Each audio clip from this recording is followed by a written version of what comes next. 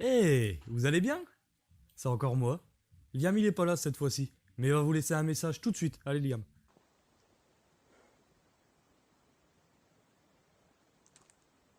Aujourd'hui je vais vous raconter une histoire. L'histoire de quelqu'un qui veut se lancer dans la musique. Alors tout le monde aime écouter de la musique, et il y en a beaucoup qui aiment en faire. Moi j'en fais, Thibaut t'en fais? Pas du tout. Mais il y a plein de gens qui en font dans cette maison. Pourquoi? Parce qu'aujourd'hui on est ici pour composer un nouvel album et tourner des clips avec le groupe dont je fais partie. Je me suis dit que c'était la bonne occasion, dans un beau décor, pour pouvoir vous parler du travail que c'est de faire un album justement. Parce que beaucoup de gens se lancent dans la musique et finissent par abandonner au moment où ils se rendent compte des efforts conséquents qu'il y a derrière.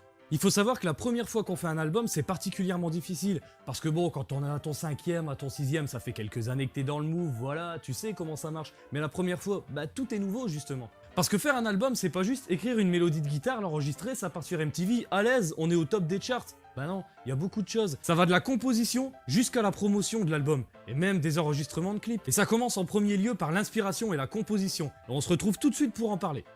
Tonnerre, je cherche l'inspi dans le jardin de Claude Monet. Je sors que la nuit comme Inou. Donc si vous voulez créer une œuvre, va falloir commencer par avoir de l'inspiration. Et l'inspiration, c'est un peu comme la chance. Ça arrive à des moments ou à d'autres, mais il faut aussi savoir la provoquer en fait. Il y a des gens qui ont de l'inspiration tard la nuit, quand ils sont tout seuls, quand ils ont bu par exemple, mais ça c'est quand même moins recommandable. Il y a aussi des gens qui ont besoin d'un cadre un peu spécial, qui ont besoin de s'évader, qui ont besoin d'être seuls avec la nature, pouvoir penser à autre chose, se vider l'esprit. Parce que parfois on a besoin de sortir de son cadre habituel pour pouvoir créer. Bon là le cadre il est plutôt pas mal, mais le temps il est un peu moins bon aujourd'hui, manque de chance. Bien souvent quand vous commencez à composer, ça part d'une petite idée, une mélodie, un bout de texte, ou encore plein d'autres choses. Et au fur et à mesure, vous allez peaufiner vos idées, vous allez les mettre en commun avec les autres membres de votre groupe si vous êtes plusieurs, et peut-être que les différentes influences des musiciens de votre groupe vont vous permettre de trouver une alchimie, de créer quelque chose de nouveau, voire même. Bon voilà, c'est cool, votre première répète, elle s'est passée, vous avez créé un nouveau morceau. C'est une bonne chose, il est super, il plaît à tout le monde, et vous en êtes vraiment content. Mais maintenant, qu'est-ce qui dit que cette version-là que vous avez jouée hier soir va être la version finale? Le morceau va certainement beaucoup changer, vous allez rencontrer des gens qui travaillent dans la musique, peut-être, et bien souvent, ces gens, ils vous donneront beaucoup de conseils pour faire évoluer vos morceaux. Un tel passage, ça doit être plus court, tel solo doit être plus long. Vous avez 9 chances sur 10 pour que la première version de votre morceau soit pas du tout celle qui figure sur l'album. Il faut vous préparer à cette éventualité et du coup travailler une version de votre morceau que vous allez garder jusqu'à la fin, ou du moins jusqu'à ce que vous croisiez ces fameuses personnes. Vous avez composé pas mal de titres, ça y est. Peut-être que vous allez tous les garder, ou peut-être que vous allez garder juste les meilleurs. Maintenant, il va falloir enregistrer tout ça. Et on voit ça tout de suite. J'ai la flemme d'enregistrer. Quand c'est la première fois que vous enregistrez un album, souvent tout est nouveau pour vous. Vous arrivez, il y a plein de matos que vous connaissez pas forcément et il y a des termes très techniques même. Vous avez l'impression de découvrir un tout nouveau monde et vous vous sentez même un peu perdu. Surtout, quelque chose de très marquant, et ce pour la plupart des musiciens, c'est que votre niveau est complètement remis en question. Ça fait des mois que vous jouez vos morceaux, vous les connaissez par cœur, vous avez l'impression de plus faire aucune faute, plus une seule.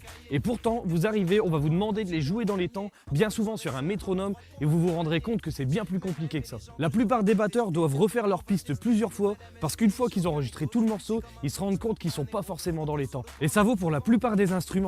Et on a le même problème pour la voix. Souvent, quand on s'entend chanter, on se rend compte qu'on chantait pas si juste. Et d'ailleurs, c'est le cas pour beaucoup de gens qui veulent poster des vidéos d'eux sur YouTube en train de chanter leur musique préférée. On vous voit, vous savez pas chanter les gars. Il faut bien se rendre compte qu'une fois qu'on arrive en studio, tout ce qu'on a appris et le niveau qu'on pensait avoir sont totalement remis en question. Vous allez passer à une étape supérieure et ça va vous permettre d'être beaucoup plus carré dans votre travail. Bien souvent, ça va être très éprouvant. Les guitares doivent être doublées. À la moindre faute, on recommence tout. Et à la fin de la journée, vous avez qu'une envie, c'est rentrer chez vous. Tout le monde rêve du studio, mais c'est bien plus difficile que ce que ça pourrait paraître. Pour l'anecdote, une fois j'ai dû enregistrer moi-même un solo de guitare et j'ai tellement galéré à le faire, ça a été tellement éprouvant que je sentais plus mes doigts à la fin et arrivé chez moi au soir, je perdais la peau de mes mains. Ensuite vient le moment où on enregistre cette fameuse voix, donc bien souvent il y a énormément de corrections. Parce qu'une voix non mixée, ça ressemble à ça. You're free, don't worry, man, to prove it, bitch, I will take. Et une fois qu'on l'a mixé, c'est quelque chose de quand même beaucoup plus qualitatif, quelque chose comme ça.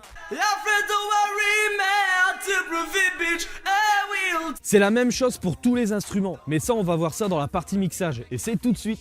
Fais juste péter le mix, un bon master ici dans la boîte, t'es en chaleur et t'as les mains. Si vous voulez avoir un produit abouti, un album vraiment fini, quelque chose de professionnel, c'est super important de mixer vos musiques, de mixer chacun de vos instruments. Parce que votre guitare, quand vous venez de l'enregistrer, à la base, ça sonne comme ça. Mais une fois qu'on a rajouté tous les effets comme la reverb, le chorus ou les equalizers, ça donne plutôt quelque chose comme ça. Ouais, c'est un peu mieux, hein. Et c'est pareil pour la voix. On a beau avoir un micro à plusieurs centaines d'euros, et il aura beau capter toutes les fréquences que vous envoyez dedans, il pourra jamais avoir un rendu comme ce que vous écoutez directement dans votre casque. Si par exemple je fais ça, yo yo, ça marche pas, le micro il est pas branché de toute façon. XD majuscule. Quand on joue un style comme le rock par exemple, il est important de doubler les pistes de guitare et d'en mettre une de chaque côté des écouteurs. Enfin c'est ce qui se fait dans la majorité des cas, après les choix sont à vous. Et quand on fait des musiques comme le rap, on peut utiliser des outils comme l'autotune pour donner des effets plus mélodieux à sa voix. C'est ce qui te fait de plus en plus en tout cas. Une fois que vous avez bien mixé tout ça, ou que votre ingénieur du son a bien mixé tout ça, il reste le mastering. Et le mastering c'est quelque chose d'un peu plus complexe et d'un peu plus technique.